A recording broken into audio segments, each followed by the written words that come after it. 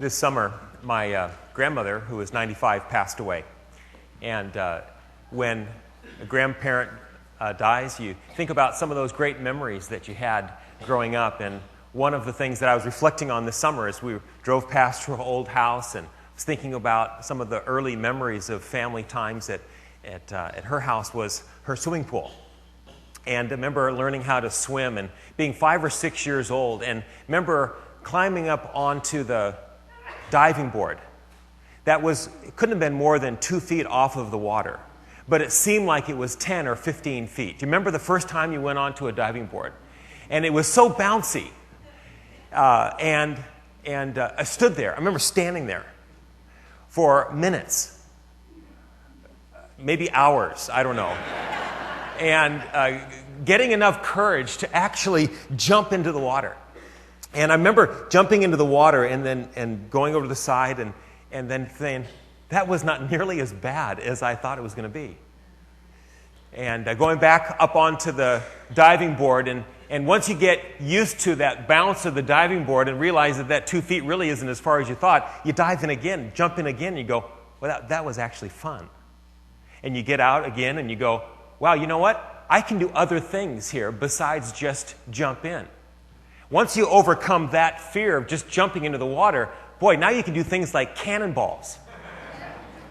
And I don't know if this is true for little girls, but I know for little boys, making cannonballs, doing cannonballs into the pool and splashing is a big deal. And then not just cannonball, but a jackknife and maybe a flip or a belly flop, depending. And you realize that to really have fun, you really have to jump in with both feet. We use that phrase to mean you go for it. You give it your all. You jump in and you have fun. And you realize that as you're jumping in and enjoying it, that you find out that others have fun too, or not, depending on how dry they are and how much of a splash you make on them. In this series that we're kicking off this fall, I want to take this theme of water, splash, that God has called us for a purpose, and He wants to give us a passion, that we jump into life, intentionally jump into life, and see that as we jump in with both feet, with purpose and passion, that our lives actually have an impact on other people's lives. That other people benefit from the experience that we have of jumping into life with God. And I want to use this, in this 10 weeks this fall, I want to use the last teaching of Jesus in John chapter 13 through 17. This is Jesus' last teaching section in the Gospel of John. And John expands for us what is just a much smaller section in the other Gospels, expands for us, because I believe that when John was writing the Gospel, the church was asking the question now later than the other Gospels. What are we here for? What are we here for? What has God called us to in the world? And these last few chapters of John teach us some very important things, sort of Jesus' last words to the disciples, that He wants them to know before He's crucified the next day, about what their purpose and their passion in life is about. And so let me begin with John chapter 13. Jesus and the disciples are in the upper room for the Passover meal. And here's what it says. It was just before the Passover festival. This is on the back side of your bulletin, back side of the outline. It was just before the Passover festival. Jesus knew that the hour had come for Him to leave this world and go to the Father. Having loved His own who were in the world, He loved them to the end. Another translation says, He showed them the full extent of His love. So He got up from the meal, took off His outer clothing, and wrapped a towel around His waist. After that, He poured water into a basin and began to wash His disciples' feet, drying them with the towel that was wrapped around Him. Jesus came to Simon Peter, who said to Him, Lord, are you going to wash my feet? Jesus replied, You do not realize now what I'm doing, but later you will understand. No, said Peter, you shall never wash my feet. Jesus answered him, Unless I wash you, you have no part with me. Then, Lord, Simon Peter replied, Not just my feet, but my hands and my head as well. Jesus answered, "Those who have a bath need only wash their feet. Their whole body is clean." When he had finished washing their feet, he put on his clothes and returned to his place. "Do you understand what I have done for you?"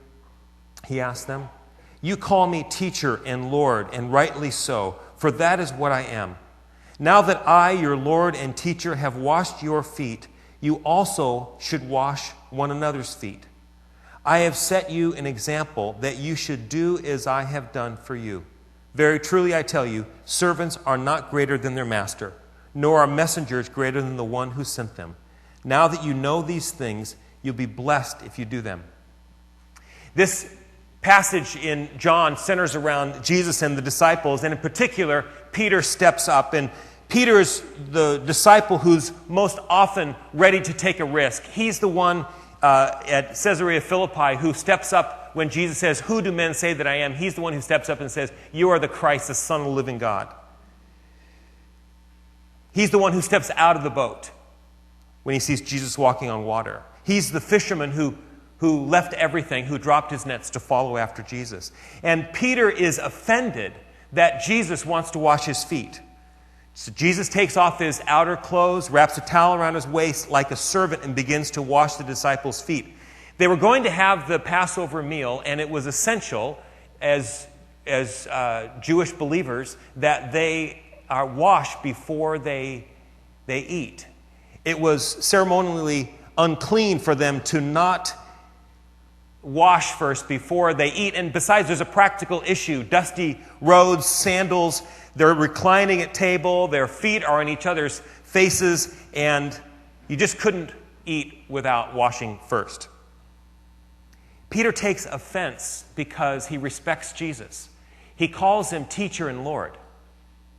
And teacher or a Lord would not wash their disciples' feet. It was the other way around.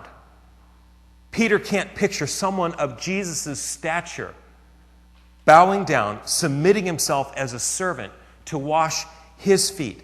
But Jesus says to him, "Unless I wash you, you have no part in me." In other words, let me have all of you, Peter. I have got to have every part of you. His serving of the disciples was his way of expressing his love to the disciples. Unless you let me love you fully, unless you let me care for you and serve you, you have no part in me. And here we find what we're here for, our first purpose, and that is to fully receive God's love. Our first purpose in this passage is to fully receive God's love. For Peter, well, if that's the case, then wash me from head to toe. I want to jump in with both feet. I want you to have all of me. I want to experience all that you have for me. I want to give you access to every part of my life. See, we were made for love, and we are changed by love. And there's no one who changes our lives or who we were made for more than God himself. And the love that he expresses to us in Jesus. My son Connor did a research paper this last year. And it was an integration class on theology and psychology. And he did a class on the command to love. He did a paper on the command to love and looking at the biopsychology of our brains and what happens when we're loved. And his bottom line is that we're actually created to be loved. That the neural networks in our brains are actually wired to receive love, and that our lives are actually changed by love. Loving relationships change us. You know, there's nothing like having the love of a mother or a father, unconditional love wrapped around us. That actually changes, that actually forms a child's self-esteem, their understanding of themselves. It actually changes who they are. It changes their heart and their mind to be healthy people. When we receive God's love fully in those places in our lives, maybe where we wouldn't expect him to love us, by his grace, He actually heals us and changes us, reforms our hearts and our minds. Literally, physically, our minds are reshaped because of love. This last summer, our theme was All You Need Is Love. And the bottom line of that is, all you need is God's love. What we need to receive in our lives is the love that God has for us, His unconditional, redeeming, healing, restorative love that changes us into becoming people, this is Connor's word that he taught me, to become generative. That means people who are able to give life to other people. Our lives are changed when we fully receive God's love through Jesus. He changes our minds and our hearts to actually give life to other people. So, we are changed by love. And Jesus wanted the disciples to know that serving them from head to toe meant changing them in such a way that their lives would impact others. See, I think we miss this. I think we underestimate the power of God's love in our lives.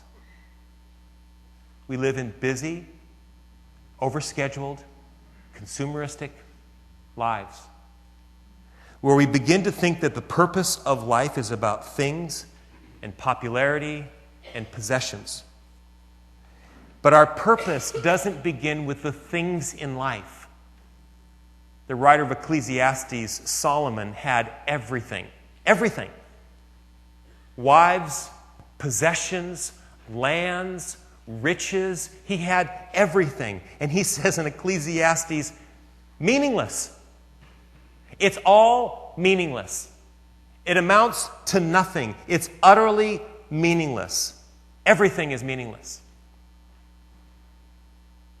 There's no way for us to understand our purpose in life by beginning with us or the things that we desire. We can only understand our purpose in life by beginning with the one who created us for a purpose. You know, I love books where the first line is actually the best line of the book. It was true for The Road Less Traveled, right? Scott Peck's book, it begins with, "Life is hard." And once you figure out that life is hard, life all of a sudden becomes easier. I love that because I don't have to read the rest of the book. And Rick Warren did the same thing in his book, Purpose-Driven Life. It's not about you. You know what? You can put the book down right now. You're all done. It's not about you. The purpose of your life is far greater than your own personal fulfillment, your peace of mind, or even your happiness. It's far greater than your family, your career, or even your wildest dreams and ambitions. If you want to know why you were placed on this planet, you must begin with God. You were born by His purpose and for His purpose.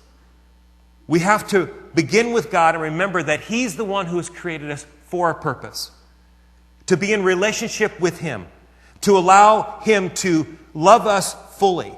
He wants to love us from head to toe. He wants to love us from the inside out.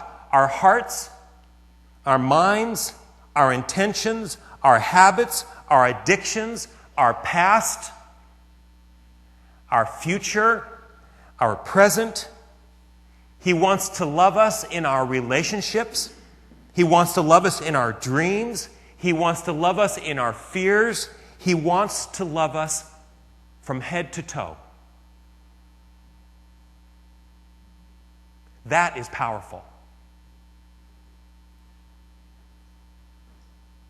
Many of us gave our lives to Christ, believing that that decision right there meant we received His love and we were done and we were just kind of set on our path. But what I've discovered as I've pastored and talked with others, shared, counseled, walked with others, is that we need to continually be in a position where we can receive God's love. More and more as we reflect on our own lives and the pain and brokenness of our lives and the past that seems to creep up again. Those relationships with the past. Matter of fact, I was talking to a high school student yesterday. I was down in San Diego speaking at a church, a men's gathering, and a teenager came up to me and asked me a question about his relationship with his mom.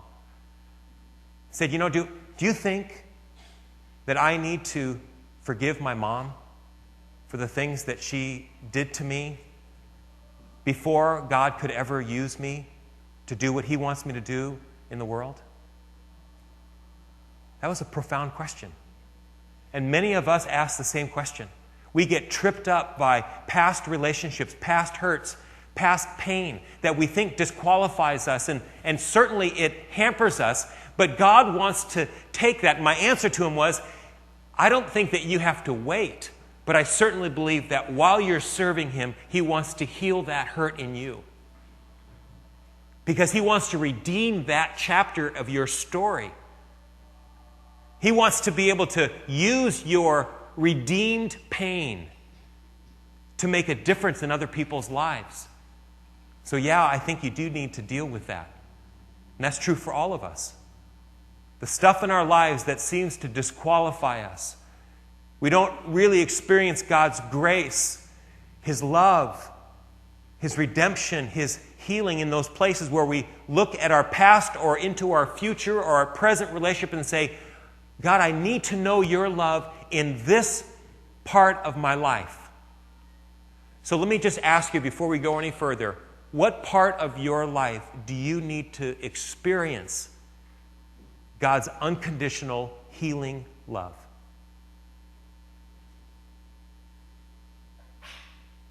Where do you need to see that his love could wash you from head to toe? Something in your past, something you're wrestling with right now, something you're looking forward to that seems scary, frightening, where you need to know that Jesus is holding your hand and communicating his unconditional love and grace to you. This series, starting next week, we're going to begin talking about our partnership with God. Establishing a rhythm in our lives, a connection to God, where we can continue to receive his love. Not just a little sprinkle, but to be washed from head to toe, to soak in his love. Our purpose begins with being fully loved by God. The disciples here were not just receiving Jesus' washing for a meal, they were actually receiving a lesson about what their lives were to become, what their lives were about. Jesus was setting an example for them of the second purpose of their lives, and that is to intentionally give our lives away. To intentionally give our lives away. Our first purpose is to fully receive God's love. Our second purpose is to intentionally give our lives away. He's, of course, talking about their relationships with one another, the disciples with one another. I have set an example that you should do this for each other. And so, of course, he's talking about the disciples loving each other. And when you look through the New Testament, you see the number of phrases that talk about what we do for one another in the body of Christ. That we greet each other, we love each other, we serve each other, we welcome one another, we give each other a holy kiss. That we are called in the body of Christ to love each other and to serve each other, to give our lives away to each other. This summer we looked at 1 John 4 that says, "This is love, not that we loved God, but that he loved us and sent his Son as an atoning sacrifice for our sins. Dear friends, since God so loved us, we also ought to love one another." We're called to give our lives away to each other, to serve each other. Jesus is giving them a little taste here just 24 hours before he would be crucified. As he wrapped the towel around his waist and he served them, he's giving them a taste of the sacrificial love that he would demonstrate on the cross, that he would lay down his life for his friends, that he would lay down his life for the whole world. And the disciples, as we'll find out, would be sent into the world to take the love that they've received from God and to share that with the world, to be salt and light. The disciples didn't like this very much. Peter was offended by Jesus' servanthood here. Luke 22 says, "For who is greater, The one who is at table or the one who serves? Is it not the one who is at the table? But I am among you as one who serves. Jesus is setting an example for the disciples that they should also serve each other and serve the world. The disciples will be asked to intentionally give their lives away to each other in the world for the sake of the gospel.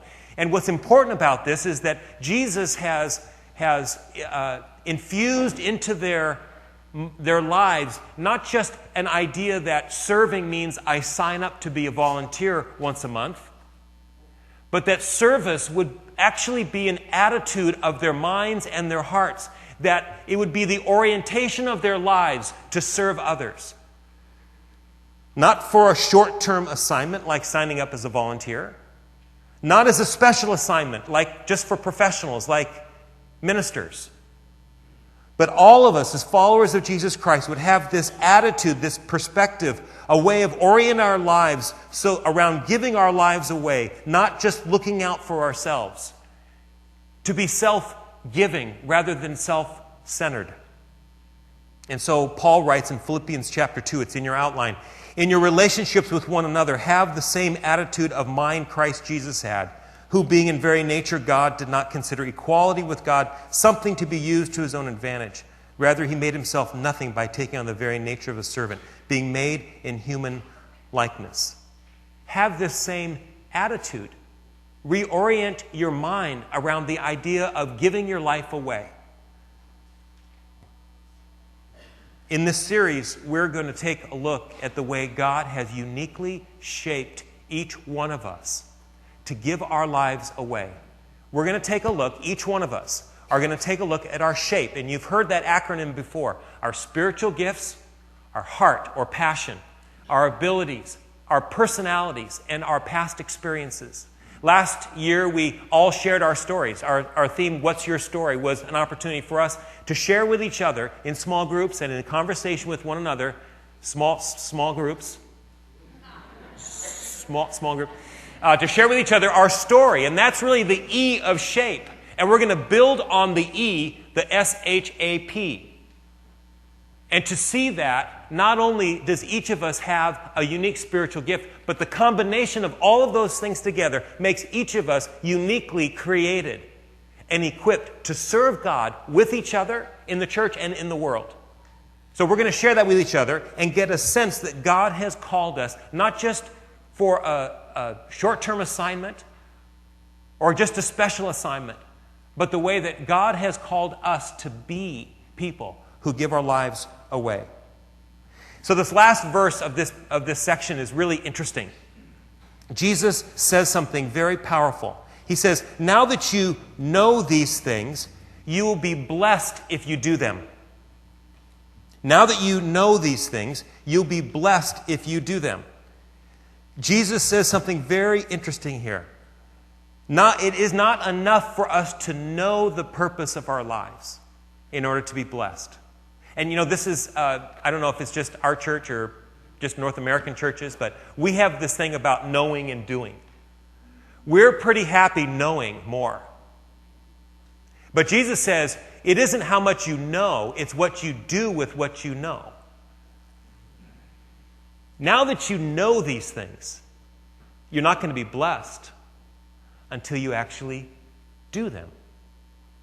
Until you actually put into practice the things that I've taught you, and specifically here about allowing me to love you and then serve the world. And so our third purpose in this passage is to humbly live with the blessing of significance. I'm sure that up to this point, the disciples thought that they were as blessed as they possibly could be. Imagine walking with Jesus for 3 years. Imagine hearing the original live recording of the Sermon on the Mount. Actually being there at the concert. Listening to Jesus' wisdom. Imagine being there when Jesus would walk up to the woman who had a disease for 12 years. No one could heal her. She was hopeless. She touched Jesus' hem. And imagine being the disciples who are guarding Jesus and making sure that nobody gets to him, and then seeing this woman be transformed before their eyes. What more blessing could they possibly receive? I don't think the disciples went up into the upper room with Jesus to receive a blessing. But Jesus wanted them to be blessed. We often ask for a blessing. Sort of like, Lord, bless me. Lord, bless them. Jesus says the way we receive blessing is by doing the things that he's asked us to do, to living our lives as servants, to giving our lives away. And this is counterintuitive to us. It's not the way we hear the way you receive a blessing, or the way that we become happy, or the way we experience joy. Our world is not designed this way. This is counterintuitive. Here's what Jesus says in Matthew chapter 16, verse 25. For whoever wants to save their life will lose it. But whoever loses their life for me will find it. That just does not make sense in our world today. We all just witnessed, either personally or from a distance, a $500 billion disaster in our economy. And there's probably enough blame to go around to everyone. I'm not an economist. But how many millions of dollars in bonuses are enough? They're not the only ones who were greedy. People, all of us who refinanced kind of funny money. Because blessing comes with accomplishing more and receiving more and accumulating more. There has to be something that is more important than the wealth we consume, or the popularity that we strive for, or the possessions that we long to have. There has to be something beyond our natural desire for more and more. Something beyond the temporal that gives our lives a sense of significance. And I believe that the significance of our lives, the blessing of significance, is knowing that our lives are committed to something not just temporal, but eternal. Because the people who receive the splash from our lives as we jump in with both feet, as we jump in with purpose and passion, those who benefit are people who were designed for eternity, whose lives will be changed forever because of the impact that we might have, the privilege to have in their lives. The bottom of your outline, there's a recommended reading list. And you might want to go for extra credit, go for the A+ this fall.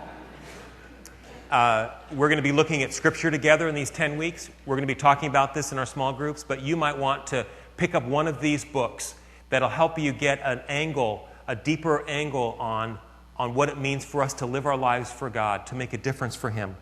One of the books there is a book by Os Guinness called The Call. And this book is divided into short chapters, and each of the chapters ends with a series of questions that makes us think more deeply about God's call on our lives. And I love this question that he asks that I think gets at the heart of the question for all of us. Do you have a reason for being? A focused sense of purpose in your life? Or is your life the product of shifting resolutions and the myriad pulls of forces outside yourself? Do you want to go beyond success to significance? So, jump in. Together. Let's jump in. For some, I know that when you look from the diving board down, it looks like a huge jump to give your lives to Christ. Maybe that's a decision that you've never made before. As we're talking about our purpose and receiving God's love, you'd have to say, I've never really made the jump. And I want to encourage you to jump. Jump into the sea of His unending love. God's love for us in Jesus, a relationship with the God who created us for something so much more. I encourage you to take a jump. Maybe what God's calling you to do is to do what even made me more nervous when I was 10 or 11, and that is to climb the high dive. This was 3 meters. And again, stand there and look down, and everybody else is climbing up the ladder, and come on, let's go. Come on, hey, come on, just jump. To a time when Amy and I went up cliff jumping up 30, 40 feet, and again, stood there. Everybody else, matter of fact, we were in Spain one time, and everybody was jumping, and I was actually called a pollo. So embarrassing. To be called chicken in a foreign language. And all my friends, everybody had already jumped. I'm standing there. And jumped in, and you know what? It was exhilarating. Jump in. Together, let's jump in and see what God has in store for each one of us. You know what? And let's be here every week. So we can get the whole thing. We can jump in together. You're busy on Sunday mornings. You got other things. Come every week. This is so important to not miss what God has for each one of us as we discover what it looks like for us to jump in with purpose and passion. Let me pray for us. I first want to pray for those who might be here today who have never really jumped into faith. And God is tugging on your heart and wanting you to say yes. Yes to salvation. Yes to new life. Yes to forgiveness. Yes to hope. Yes to healing. So in your own words, in your own heart, just say, yes, Jesus, I want you to love me with God's love. And I want to become a follower of yours and learn your purpose for me. And I want to pray for the rest of us who have this aching sense that we're really not living our lives fully for God. And then maybe it's time to jump from that 3-meter board or from that 30-foot mark, to take a risk, to jump into the sea of his unending love that washes us and forgives us and makes life worth living. God, we commit ourselves to you this morning. We give you ourselves, and we ask you to wash us from head to toe, from the inside out. Clean us up. Send us out. In Jesus' name, amen. Okay, you ready? God sends us into the world to make a splash, to have an impact on the people that he's already placed in our lives.